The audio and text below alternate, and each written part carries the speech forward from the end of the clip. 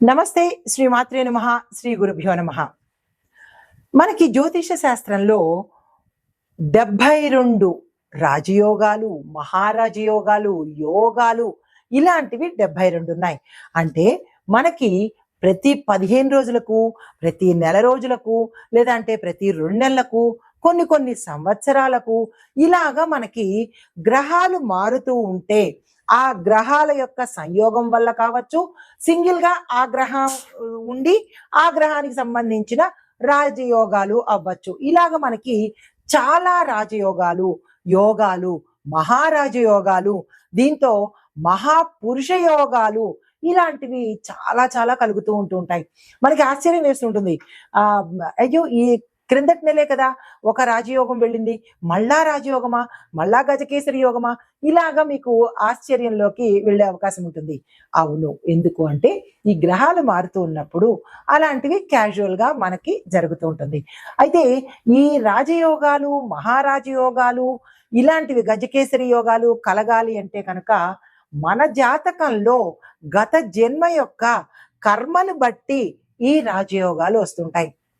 అయితే మీకు అనిపించవచ్చు, ఒకే ఒకే చోట ఉన్నాం కదా, లేదంటే తెలిసిన వాళ్ళు వాడు అంత స్థాయికి వెళ్ళిపోయాడు, నేను ఇంకా ఇక్కడే ఉన్నాను, ఇద్దరం అదే జాబ్ చేస్తున్నాము, లేదా ఇద్దరం అదే వ్యాపారం చేస్తున్నాము, అతను కోట్లకు పడగలెత్తాడు, నేను ఇంకా నష్టాల్లోనే ఉన్నాను అంటే ఆ వ్యక్తి యొక్క గత జన్మలో చేసిన కర్మను బట్టి ఇప్పుడు మహాలక్ష్మి రాజయోగం కావచ్చు, భద్రమహాపురుష రాజయోగం కావచ్చు, ఇలాగ గజకేసరి యోగము, రాజయోగాలు ఇలా ఆ వ్యక్తికి పట్టచ్చు. ఈ రెండో వ్యక్తికి నష్టాల్లోనూ, కష్టాల్లోనూ, దురదృష్టాల్లోనూ, అప్పుల్లోనూ ఉన్న వ్యక్తి అతను గత జన్మ చేసుకున్న పాపకర్మలు ఈ జన్మలో అనుభవిస్తుంటారు. అందుకే ప్రతి ఒక్క వ్యక్తి ఈ జన్మకి, గత జన్మ మనకి ఏమిటి అనేది మనం అనుభవిస్తున్న దరిద్రానికి, రోగాలకి, కష్టాలకి నిదర్శనము. కనీసం ఇక్కడి నుంచైనా మనము మంచి చేద్దాము. మంచి చేసుకుంటే కర్మ రివర్స్, ఎప్పుడు మనం ఏది చేస్తామో బూమ్రాంగ్ లాగా అదే తిరిగి వస్తుంది. కాబట్టి ప్రతి వ్యక్తి ఎదుటి వ్యక్తికి చెడు చెయ్యకండి. నవ్వుతూ చెడు చేస్తాము, హ్యాపీగా ఏడుస్తూ రిజల్ట్ తీసుకుంటాము.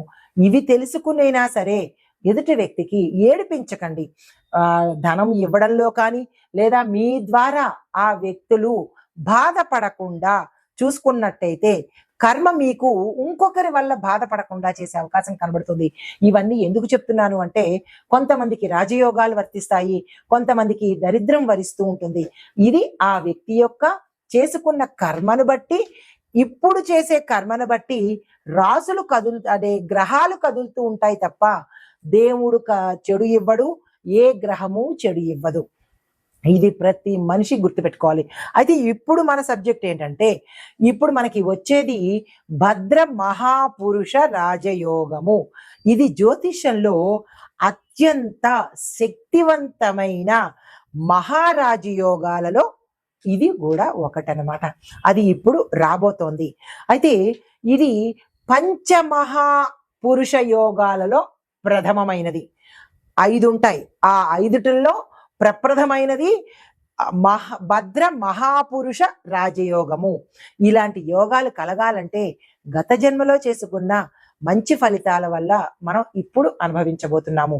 అయితే ఈ భద్ర మహాపురుష రాజయోగము అసలు అంటే ఏమిటి, ఎవరి వల్ల కలుగుతుంది అంటే బుధగ్రహం వల్ల కలుగుతుంది. భద్రయోగం ఏర్పడేది బుధుడు కేంద్రమైన స్థానాల్లో, అంటే కొన్ని కేంద్ర స్థానాలు ఉంటాయి, ఆ సమయంలో బుధుడు తన సంచారం చేస్తున్నప్పుడు ఈ మహారాజయోగం కలుగుతుంది. ఆ స్థానాలు ఏమిటయ్యా అంటే లగ్న స్థానము, 4వ స్థానము, 7వ స్థానము, 10వ స్థానము. ఇందాక నేను చెప్పాను కదా, కర్మస్థానము. ఆ వ్యక్తి గత జన్మలో మంచి పనులు చేసుకుంటే ఇప్పుడు అత్యంత ధనవంతుడుగా పుడతాడనమాట. అందుకే అంటుంటారు చాలా మంది, గోల్డ్ స్పూన్ తో పుట్టాడు అని. ఊరికనే గోల్డ్ స్పూన్ తో ఎవరు పుట్టరు. గత జన్మ చేసుకున్న కర్మస్థానంలో ఆ కర్మను ఇప్పుడు అనుభవించడానికి అతను పుట్టాడు. గత జన్మలో చెడు చేసిన వాడు ఈ జన్మలో ఆ చెడు చేయడం కోసము పుడతాడనమాట. కాబట్టి తెలిసి గాని తెలియక గాని ఎవ్వరికి మీ వల్ల అపకారం అయితే జరగకుండా చూసుకోండి. కనీసం ఇప్పటి నుంచైనా మంచి కర్మలు చేస్తే మంచి అనుభవించే అవకాశం కనబడుతోంది. అయితే ఈ బుధుడు ఈ స్థానాల్లో సంచారం చేస్తూ ఉండడం వల్ల స్వరాశిలో అంటే తన సొంత రాశిలో ఉచ్చ స్థితిలో ఉంటాడు. దాంతో అలాంటప్పుడు ఈ రాజయోగం ఏర్పడుతుంది. అయితే మరి ఒకటి ఏంటంటే, ఈ యోగం ఉన్న జనులు అంటే ఎవరికైతే మనుషులకి ఈ యోగం ఉంటుందో వాళ్ళు డాక్టర్స్ గాను, మేధావులు గాను అంటే స్కాలర్స్ అన్నమాట, స్కాలర్స్ గాను, రాజకీయ నేతలు గాను, రైటర్స్ గాను ఉండబోతుంటారు. అంటే బుధ యోగం, బుధుడు యొక్క మంచి స్థితిలో వీళ్ళు ఉండబోతున్నారు. అయితే వ్యాపారంలో కూడా ఇందాక నేను చెప్పినట్టు వాళ్ళు విపరీతమైన లాభాలు గడిస్తున్నారు అంటే ఇది కారణాలు వెనకాల. తరువాత మూడవ అంశం ఏంటంటే, ధనములోను, విద్యలోను, బుద్ధిలోను, రాజకీయ నైపుణ్యంలోను మరియు కమ్యూనికేషన్లో నైపుణ్యము ఈ బుధుడు ఈ మహారాజ యోగంలో ఇవ్వబోతున్నాడు. అయితే ఇవి ఏ రాశులకి ఏర్పడతాయి అనే విషయాన్ని చూసినట్టయితే, బుధుడు తన స్వంత రాశి అనగా మిథునము, అది స్వరాశి అన్నమాట అతనిది. తర్వాత కన్య, ఈ రెండు అతని సొంత ఇళ్ళు, సొంత రాశులు అనమాట. ఆ రాశుల్లో ఉండే వాళ్ళకి ఈ యోగాలు పడేటట్టుగా గోచరిస్తోంది. అయితే బుధుడు కన్య రాశిలో ఉచ్చ స్థితిలో ఉన్నాడు. ఈ రెండిళ్ళు అతనివే అయినప్పటికీ కన్య రాశిలో హై రేంజ్ లో ఉన్నాడనమాట. కాబట్టి వీళ్ళకు 10% ఎక్కువగా మంచి ఫలితాలు ఇవ్వబోతుంటాడు. అయితే ఇటువంటి బుధుడు లగ్న స్థానము, 4వ స్థానము, 7వ స్థానము, 10వ స్థానంలో సంచరిస్తున్నప్పుడు ఈ భద్ర మహాపురుష రాజయోగం ఏర్పడుతుంది. అయితే ఇది ఏ సమయంలో ఏర్పడుతోంది అంటే కనుక ఎప్పటి వరకు ఉంటుందంటే మనకి సెప్టెంబరు 23, 2025 వరకు ఉండబోతోంది. అంటే మే, జూన్, జూలై, ఆగస్టు, సెప్టెంబరు 5 నెలల పాటు చాలా హాయిగా చక్కగా ఉండబోతోంది. మళ్ళా ఎండింగ్ ఎప్పుడు సెప్టెంబర్ 23న మళ్ళా వేరే రాశిలోకి వెళ్ళిపోతాడనమాట. అయితే బుధుడు కన్యలో ఉచ్చ స్థితిలో ఉన్నాడని చెప్పుకున్నాం కదా. లగ్న స్థానం కానీ లేదా అంటే కేంద్ర స్థానంలో కనుక ఉంటే అప్పుడు ఆ రాశిలో వాళ్ళకి భద్ర మహాపురుష రాజయోగం ఏర్పడుతుంది. అయితే సూర్యుడు కూడా కన్యలో ఉన్నాడనుకోండి, ఇంకా విశేషంగా ఉంటుంది. కొంతమందికి స్థానచలనాలు మారుతుంటాయిగా, ప్రతి నెల మారుతుంటాడు కాబట్టి ఆ సూర్యుడు మాడినప్పుడు కూడా ఫలితాలు కూడా మారుతూ ఉంటాయి. అయితే సెప్టెంబర్ 17 నుంచి అంటే గుర్తుపెట్టుకోండి, ఎప్పుడు సెప్టెంబర్ 17 నుంచి అక్టోబర్ 17, 2025 వరకు ఈ భద్ర మహాపురుష రాజయోగం ఏర్పడుతూ ఉంటుంది. అంటే అంతవరకు ఈ రాశులకి ఇలాంటి రాజయోగం ఏర్పడుతోంది. అయితే ఏ రాశులకు ఎలా ఉండబోతోంది అంటే కనుక, సూర్యుడు కన్యలో సంచరిస్తున్నాడు ఉచ్చ స్థితిలో, బుధుడు కన్యలో ఉచ్చ స్థితిలో భద్రయోగంలో సంచారం చేస్తున్నాడు, శుక్రుడు సింహంలోకు మళ్ళా కన్యలోను ట్రాన్స్ఫర్స్ అవుతూ ఉంటాడు, చంద్రుడు కూడా మారుతూ ఉంటాడు, ప్రతి 2.5 రోజులకు ఒక్కొక్కసారి చంద్రుడు మారుతూ ఉంటాడు, కుజుడు కుంభంలో స్థిరంగా ఉన్నాడు, గురుడు వృషభంలో స్థిరంగా కూర్చున్నాడు, శని కుంభంలో స్వగృహంలో తన సొంత ఇంట్లో ఉన్నాడు, రాహువు తులారాశిలోను, కేతువు మేషరాశిలోను ఇప్పటికీ సంచారం చేస్తున్నారనమాట. అయితే ఈ యోగం వల్ల దేశ కాలమాన పరిస్థితి, వాతావరణము, ఆర్థికము, న్యాయ వ్యవస్థ, సామాజికంగా, వ్యక్తిగతంగా ఎలా ఉండబోతోంది అనే అంశాలను ఒక్కొక్కటిగా చెప్తాను, జాగ్రత్తగా వినండి. అయితే ఆర్థికంగా మొదటిగా ఆర్థిక రంగంలో ఎలా ఉంటుందంటే, మార్కెట్లో స్థిరంగా ఉంటుంది రేటు, కమ్యూనికేషన్ రంగంలో డెవలప్మెంట్ కనబడుతుంది, మార్కెట్లో స్టేబుల్ గా ఉంటుంది, కమ్యూనికేషన్ లో అభివృద్ధి కనబడుతుంది. తర్వాత డిజిటల్ ఏఐ అంటే ఆర్టిఫిషియల్ ఇంటెలిజెన్స్ విభాగంలోను, డిజిటల్ రంగంలోను, డేటా రంగంలోను విపరీతమైన గ్రోత్ అనేది కనబడుతుంది. మరి కమ్యూనికేషన్ అధిపతి బుధుడు కదా, అందుకని ఆ రంగాలు ఉచ్చ స్థితిలోకి వెడతాయి. అయితే యువతకు ఉద్యోగ అవకాశాలు ఈ సమయంలో చాలా ఎక్కువగా కనబడుతున్నాయి, ప్రయత్నాలు చేసుకోండి. ప్రత్యేకించి ఐటీ రంగంలోను, అడ్వర్టైజ్మెంట్ రంగంలోను ఉద్యోగాలు చాలా ఎక్కువగా ఉన్నాయి, ప్రయత్నాలు చేసుకోండి.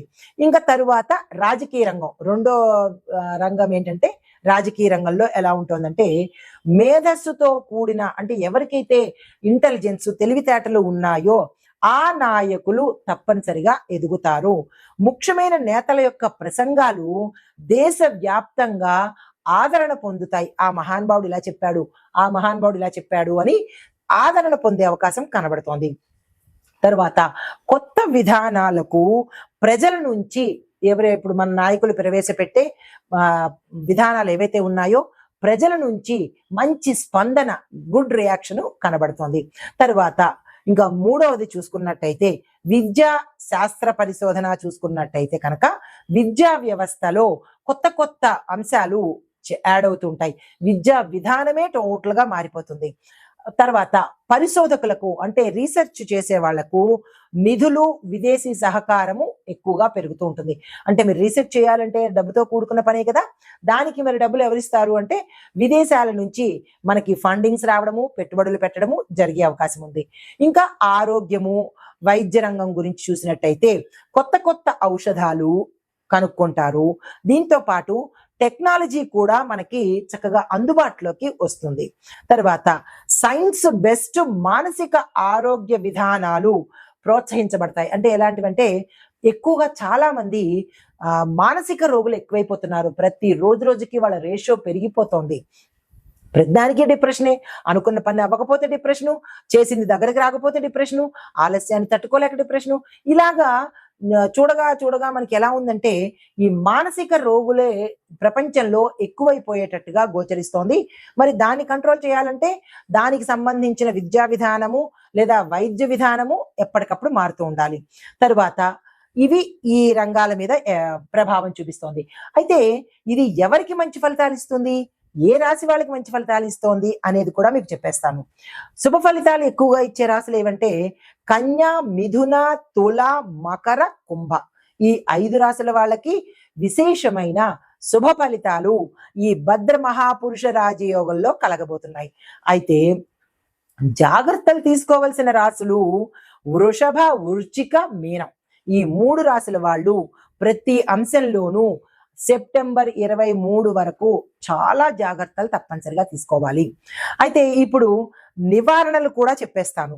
దాన్ని ఎలా కంట్రోల్ చేసుకోవాలి మనం? అయితే ఇప్పుడు భయమే, అంటే ఇవన్నీ చెప్పుకున్నాం, ఇలాంటి పరిస్థితులు వస్తాయి అని చెప్పుకున్నాం. మరి దానికి నివారణలు కూడా చెప్పేసుకుంటే పని అయిపోతుంది కదా. అయితే బుధుడి యొక్క గుణగణాలను బలోపేతం చేసుకోవటం కోసము విష్ణు సహస్రనామ పారాయణ ఒక్కటే రెమెడీ.